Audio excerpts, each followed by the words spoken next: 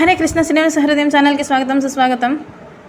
రేపు నరసింహస్వామి జయంతి మరియు ఆయన గొప్ప భక్తురాలైన వెంగమాంబ గారి జయంతి.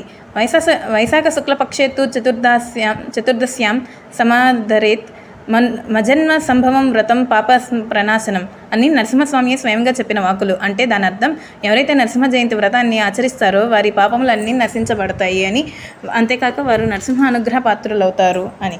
ఈ రోజున నువ్వులు ఉసిరిపిండిని ఉపయోగించి స్నానం చేసి ఈ విధంగా సంకల్పం చెప్పుకోవాలి.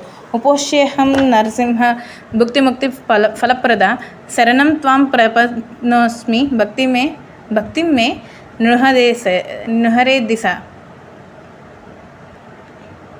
సాయంకాలం వరకు ఉపవాసం చేసి సాయంకాలం మందు నరసింహస్వామిని అర్చించిన పిదప పరిత్రాణాయ సాధూనాం జాతో విష్ణు నృకేసరి గృహనార్ఘ్యం మయా దత్తం సలక్ష్మీ నృహరే స్వయం అని ఆర్ఘ్యమును ముమ్మార్లు సమర్పించాలి.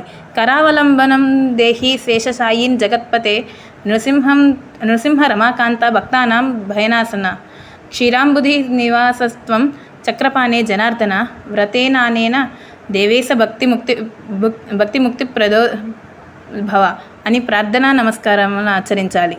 మరుసటి రోజు ఉదయం యథావిధిగా స్వామివారిని పూజించి పూజానంతరం స్వామి విగ్రహం లేదా చిత్రపటాన్ని బ్రాహ్మణులకు ఈ శ్లోకం చదువుతూ దానం ఇవ్వాలి.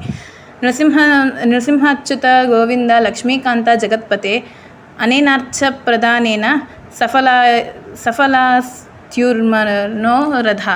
ఓం శ్రీ లక్ష్మీ నరసింహాయ నమః.